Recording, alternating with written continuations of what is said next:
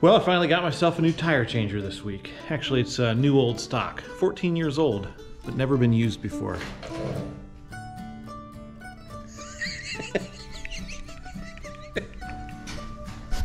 I doubt we're gonna have to do much other than just checking and maintaining, but we've found so much wrong with this truck already on little stuff that we've got to just double check everything. So we're pulling it apart, taking a look at it, okay?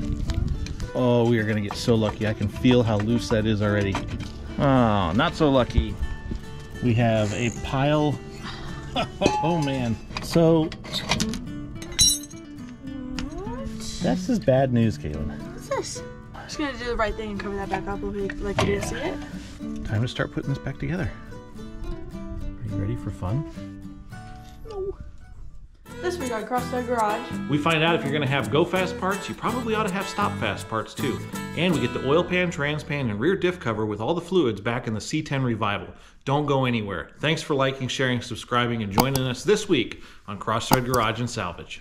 Last time you were with us, we were buttoning up underneath, and I was gonna put the oil pans back on. Caitlin was gonna go to bed because it was so late.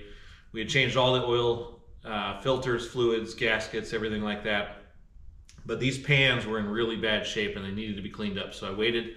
We're gonna go ahead and get the transmission pan and the oil pan cleaned up and prepped and ready to go back underneath here. Caitlin, this one has a bunch of RTV on it from the cork gasket. We're gonna use some sandpaper, and then this is gonna get cleaned up with the old flap disc. So hand sanding is probably the best thing to do to get this RTV off of here, because we don't want to go deep enough that we interfere with the metal and cause any problems by sanding too heavily with a flap disc like this. But we do need to get all of this surface cleaned up. A razor blade would be nice, but this thing's been torqued on so hard so many different times that it's rougher than the roads in northern Ohio, which is saying something. That's what I'm saying. pretty careful. Yeah. Roads around here are almost as bad as the weather. Looks like you're enjoying yourself. Oh, yeah, that looks like you're enjoying. Okay, you okay? Have you ever used one of these before? Yeah. You've used one of these before? Mm-hmm. When? Back in Colorado.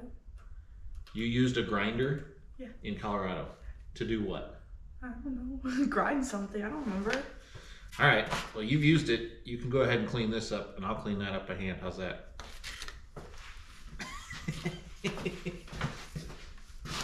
Don't hit me in the eye with anything. In fact, we're going to go ahead and put some eye protection on. Gotta get your professional squinters. Nope, not safety squints today. Tonight, it's actually eye protection, so. Go time.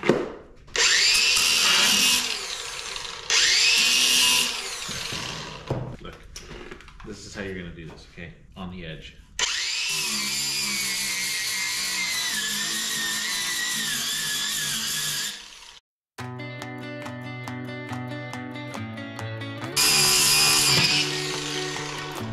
Get your finger. Just the blow.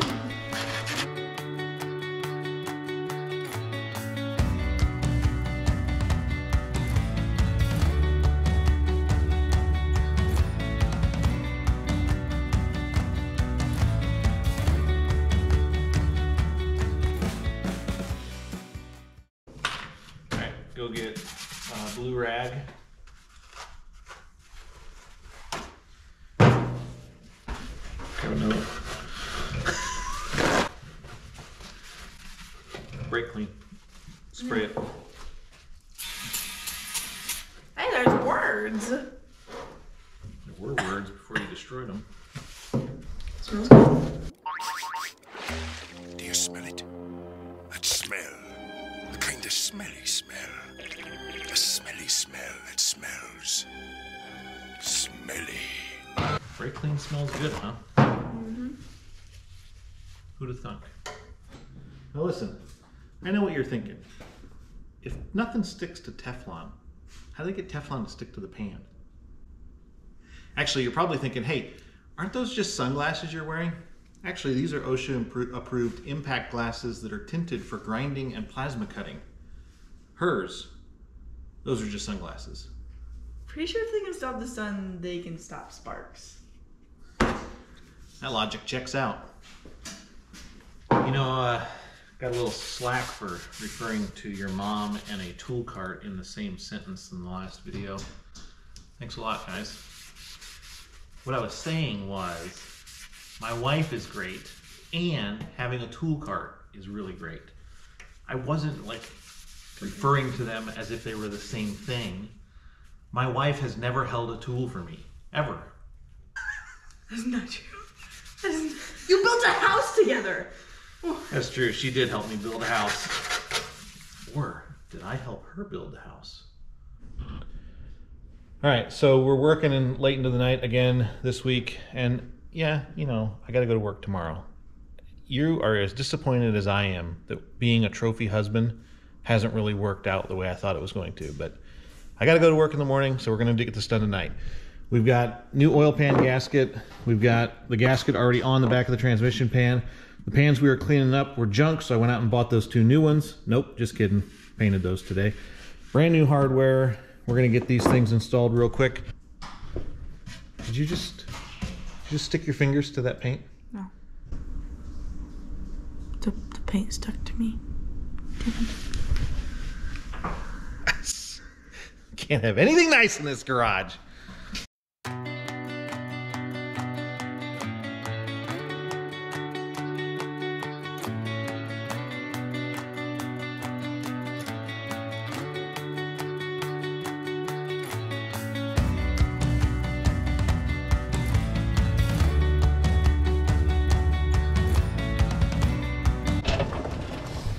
Okay, so we've got all of these bolts started and properly cross-threaded with a good mechanical bond so that we don't need to put any thread locker or anything on there. So Caitlin's gonna button all these up. I'm gonna go ahead and grab the oil pan, and we'll get moving to the oil pan here in just a second.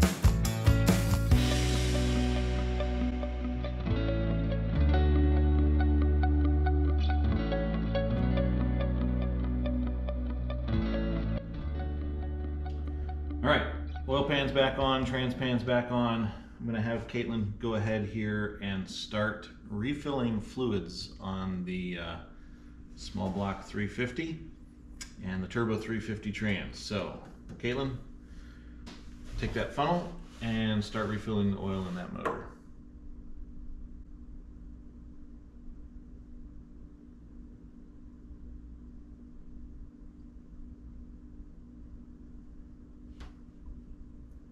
It's supposed to be a learning experience. Where?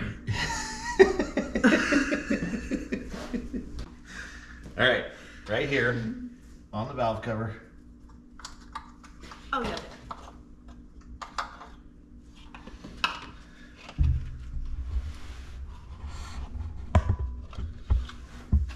Put the funnel in.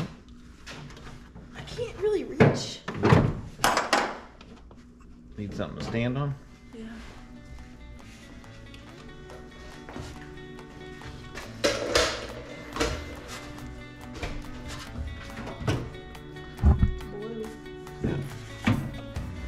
So this has to go, it's going to go into that top of that head where the valves are, and then it's going to have to leak down through the block into the pan. So you're going to fill it up, but it might not flow into the pan as quickly as you want it to. So don't spill it out of here and overflow. Yeah, don't do that either. All right, we got plenty of blue shock towels. Just How much am I such putting in an here? occasion. Well, how many quarts is in that thing right there in front of you? 5. We're gonna start with 5. This wasn't full though. Yes, it was. What was it? Oh, just a little bit that we put in the filter before we put the filter on. Now, Caitlin, I know I gave your mom a hard time on the videos. Don't overfill that. I'm watching. But truth is, I only do that because she's not out here to defend herself. And I've never known a better wife or mother, and I've known a lot of each.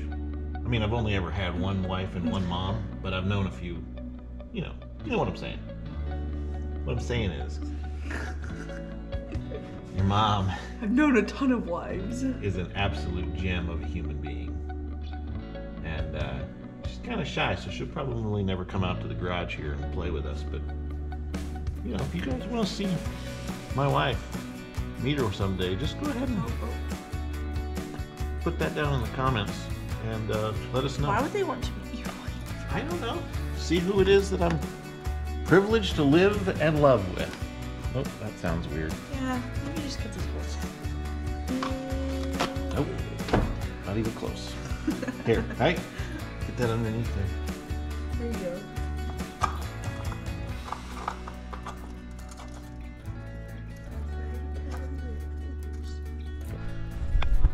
All right, Caitlin, we're gonna check the oil real quick. We put 5 quarts in. Should be just right on a 350 small block. Here, look down here. Ooh, yes. All right, go ahead and clean it off. That's perfect. Perfect. Good job. Caitlin, What? Oh, do you know why the chicken crossed the road? no. Because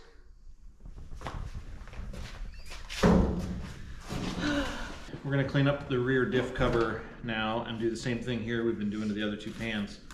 So I'm going to give this to you. Wipe it out first. All right, let me get a razor. No, no. Use that whole rag. What do you think those paper towels grow on trees?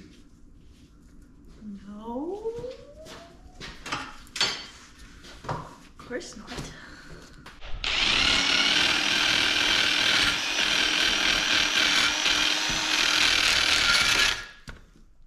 While you're putting those on, now that we've got this cleaned up, what we're going to do is get this gasket prepared to go back on here.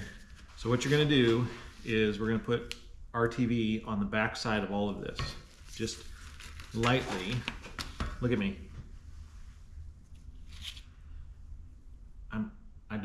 We don't want all this dirt all over our felt thing, so probably should have just waited until we could do this. Put a little bit on. Put a little bit on. Okay, and then you're going to take it and go like this. All over.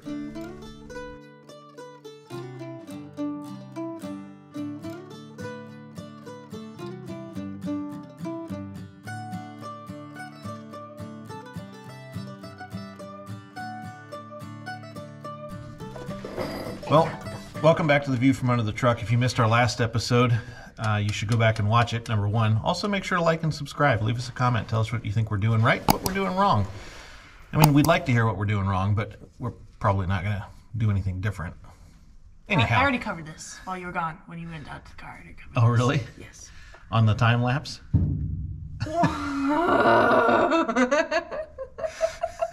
If you watched our last video, you remember that we found we have a set of 256 gears here in the rear end, and that's because we're dealing with a 3-speed transmission. Quit kicking the side of the truck while we're recording. Sorry. We're dealing with a 3-speed transmission, so if we wanted to do anything underneath 5,000 RPM rolling down the highway, it was a 256 or nothing. So we're not going to be hot rodding with it, but we are going to enjoy driving it. All right, rear diff cover is tacked up, gaskets on, ready to go back in.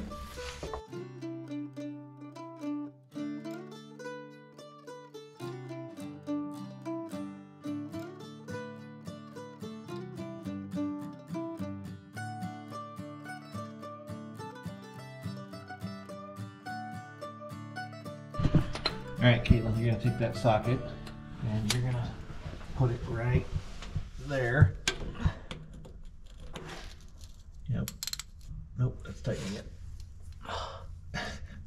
I'll edit that out. square. All right, loosen that up. Get it, get it. One more ooga.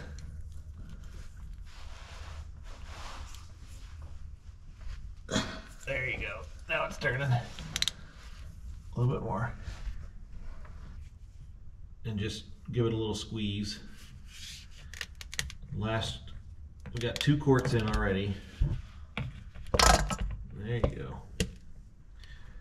Last quart going in here. Oh. Just keep going until you get some to come back out, and then you'll know it's full. Ugh. Not only does it smell like poop, it sounds like what it smells like. Okay, that's full. All right, Caitlin, now that we have got about 4 quarts of transmission fluid in there, we're going to need to go ahead and get the truck started so that we can get that fluid moving through the valve body. You okay? Yeah. Good. Get it moving through that valve body, circulating inside of the transmission. So the proper way to check your transmission fluid level is to check it when it's running. So let's get it started, and then we'll fill it up. Are you going to start it? Yeah. Okay. Pump the gas like twice.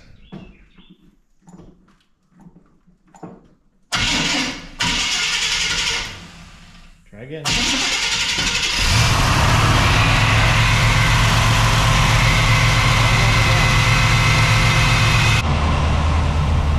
Alright, she's up and running. Go ahead and check the dipstick. We're just burning off. That's just oil that was on the exhaust. There's nothing on it. Nothing on it? Okay. That's good. It means it's circulating. So we're just burning off oil that spilled, transmission fluid that spilled onto that header. Spilling on that hot header. Yep. Can you reach it?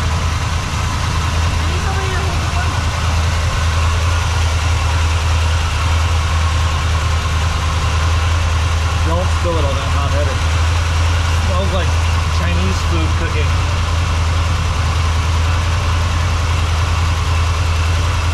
You know what my favorite Chinese food is? The bananas covered in strawberry sauce. Delicious.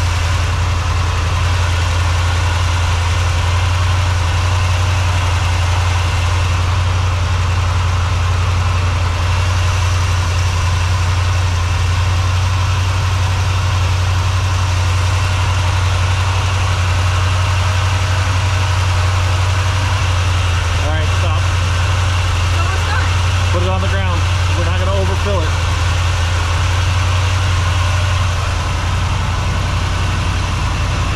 Go ahead and grab a rag and check the fluid. Perfect. Perfect. Okay, put that back in. We're just going to let that get through one good heat cycle. While we're letting it heat up, get those new gaskets nice and warm. See where they're gonna start leaking. We're gonna go ahead and test this transmission.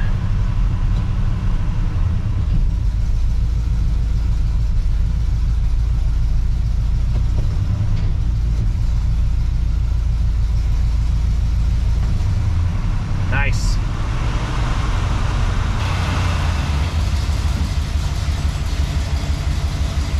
Ooh. You see that?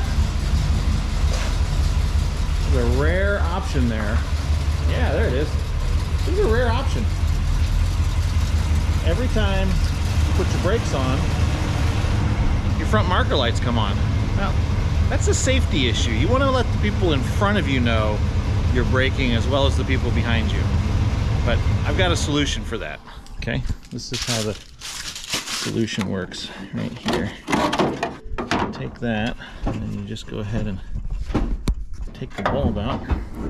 Just take the bulb out. Go ahead and throw that away. Put that back like magic. You don't have forward brake lights anymore. Who knew? I'm not going to teach Caitlin to work on an old car using only new tools. So she has a breaker bar and a set of sockets. She's going to take this wheel off, and we're going to check the brakes, give it a little inspection.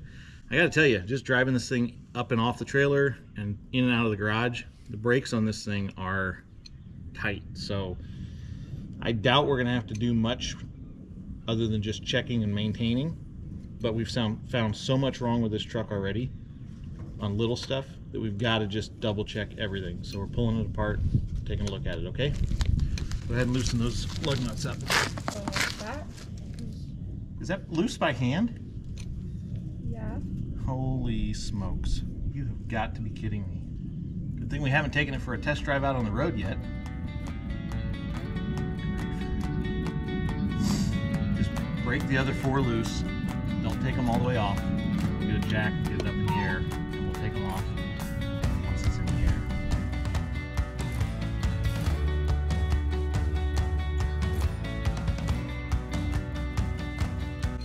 Yeah, just remember when you're putting this jack under here, what you want to do is you want to find the center of the oil pan.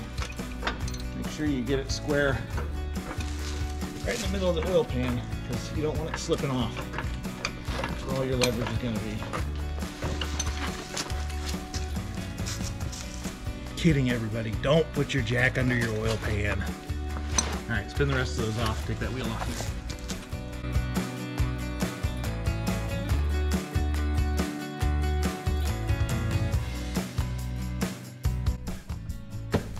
All right, now we're gonna take a look in here, see what's going on. First and foremost, Caitlin, your effort to take the wheel off also went ahead and pulled the cap off. So one day, further episode, somewhere else down the road, we'll get back in there. But for now, it's good that there's a bunch of grease showing here. Means that that bearing's not dry. Don't have to worry about it. These are rusty just from not being driven, Caitlin, but they're not grooved. I think somebody put new brakes on this thing and never drove it. And then look how thick that pad is right there. Yeah, so these brakes, these brakes have been changed recently enough that we're probably just gonna pressure wash everything clean, paint what's rusty, and move on.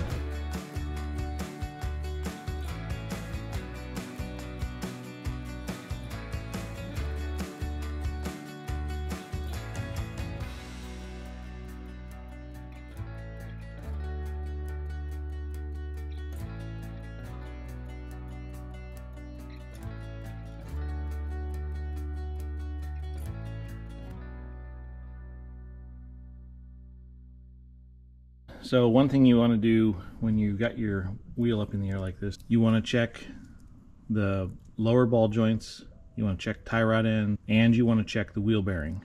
So the way we're going to do that is wheel bearing, you're just going to spin it. There's a little bit of drag on the brake, but we're not hearing any grinding in here. There's no noise coming from the bearing. Okay. Now grab here and down here. Get on your balls of your feet, and you're gonna shake it up and down, top to bottom. That's checking your ball joints. Ball joints seem tight. Now grab the outside edges, side to side. Holy smokes! Do that one more time. Let me see if I can get one shaking down here. Okay. Well, as you can see, we got a little bit of a tie rod end problem here. Go ahead and do that one more time. That's fun. It's actually looks like our steering. Yeah. Yep. Should be tough to get aligned that way, but luckily they make parts for that. Okay, Caitlin's got the rear tire off here, and you can see the brakes are different here, Caitlin, right? Yeah. So we don't have a rotor with pads. We have a drum with shoes inside of it. And oh, we are gonna get so lucky. I can feel how loose that is already. So I'm gonna bet, since the back of these are dry, and by that Look back here with me. Look back here on the other side. Okay. The whole back side of this drum is bone dry. There's no evidence. Same thing on the other side. Now, don't look at the pinion seal here. That's obviously going to need some attention somewhere else down the road. But the back's dry, so I think our wheel cylinders are not leaking. And I'm going to bet, since the front brakes were rebuilt, easy, and parked, that we're going to get lucky and this is going to come off and we're going to find brand new hardware inside of here. So you need to, this is going to come off just like the wheel did.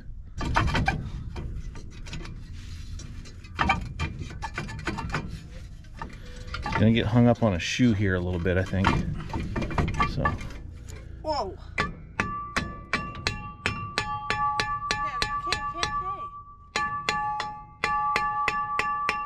Gonna hit my finger. Okay, it's off. It's off. Oh, not so lucky. We have a pile. Oh man.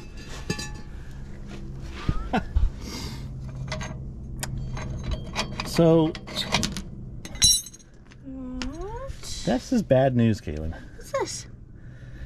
That is your adjuster, tensioner, self-tensioner, and this, and this, and this, and this, and this are all supposed to be attached in here. We're just So, gonna do the right thing and cover that back up like you didn't see it. first inspection here. Your drums are not worn. Time to start putting this back together. Are you ready for fun? No.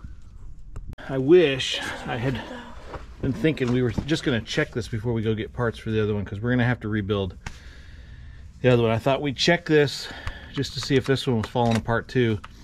And this drum came right off like a dream. I mean, it had so many of these, Caitlin, that are just stuck. They won't come off.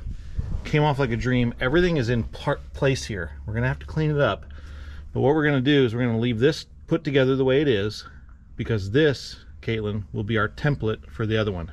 Okay. So if we ask ourselves, where does this go, or how does this go, or which spring goes on top of the other spring, you don't want to ever take apart both sides at the same time in case you need a reference point. Okay? Okay. So let's go get some parts. We'll come back and wish we had done this differently. All right?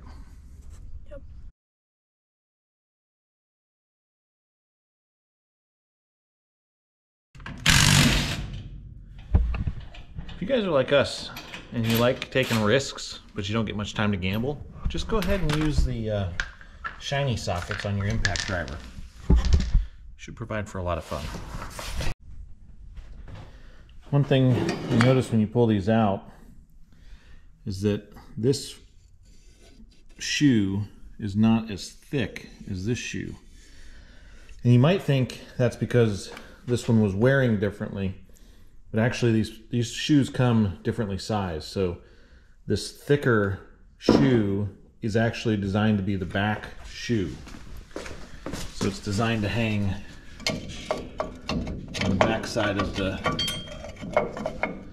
the drum. Problem was, this was actually the shoe that was hanging on the front of the drum, which means the last guy that put these together knew even less than I do. You know, I say every once in a while that you can tell a story on a vehicle just by kind of looking at what's been done to it. And I'm about to tell you a story. This brake shoe assembly was set up reverse. This adjuster arm was on this side, which would be the front side of the drum. So this would go on the drum this way. So front side of the drum, which was actually this shoe, which is supposed to be the rear shoe because it's bigger. This self-adjustment lever that keeps this adjuster spoon from turning on its own was flipped backwards. It was hanging in there without any connection point because it's supposed to connect to this spring, or excuse me, this rod. It's supposed to connect to this rod, which was pointing towards the back of the vehicle, but this whole assembly was stuck over here. Don't even ask me. But more telling Old spring, new spring. Old spring, new spring. Old spring, new spring. Excuse me, old spring, new spring. So you guys just tell me, does this look like the kit for an 11-inch GM drum or a 13-inch GM drum? I think they put a 13-inch drum brake kit in this thing without knowing at all how it went together. And the consequence was nothing on this side was tight, everything fell apart. And the evidence of that would be every single one of these springs is the wrong length. This shoe was in the front, this shoe was in the back, this adjuster arm was on the wrong side, and this emergency brake strut arm had no spring on it. There's supposed to be a spring right here that we had to order because it didn't come in this kit. So it'll be on when we put this thing together. But guys, none of this was put together properly. And I can't stress this enough. If you're buying an old vehicle, take the time to work through every major system. If you gotta go fast, you're gonna have to stop fast. You don't want to figure out the thing won't stop fast when you have to. Remember, if it's gonna get done, somebody's gonna have to do it. It might as well be you. And if it's gonna be you, do it right. So this is just dry fitted together. The self-adjusting arm is here. This was already put together. This is actually new equipment that fell out of the brake setup. This is the larger brake shoe, thicker brake shoe. So this is the back of the drum. These springs are all just dry fitted where they need to be. I've got the rest of the tools, or the springs and hardware on the ground there. So we're just gonna move this down, throw it together real quick.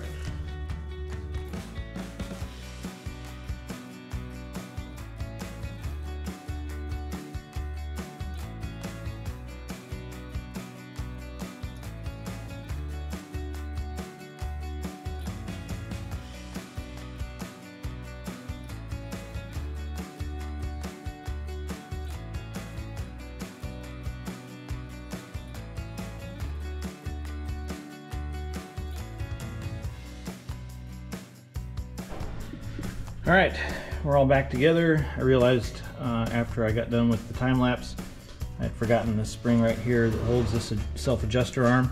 This is a adjuster arm that automatically tensions the shoes. So this arm basically keeps this from spinning backwards, from spinning this way, and only allows it to tension out.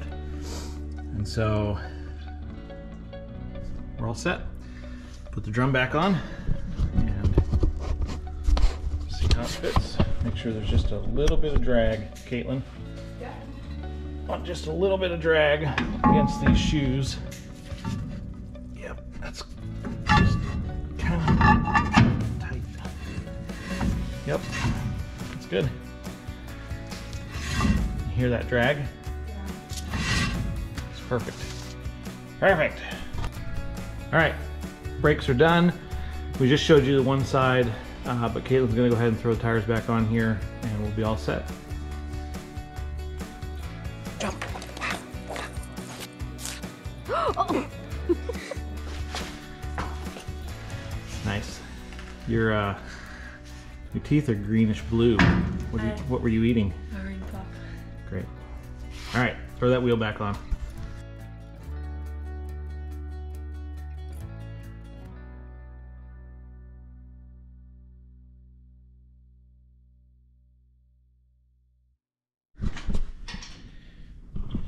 So Caitlin's torquing down these lug nuts and she asked me how tight she needed to go, and I said tight enough that you blow your elbow out. That tight.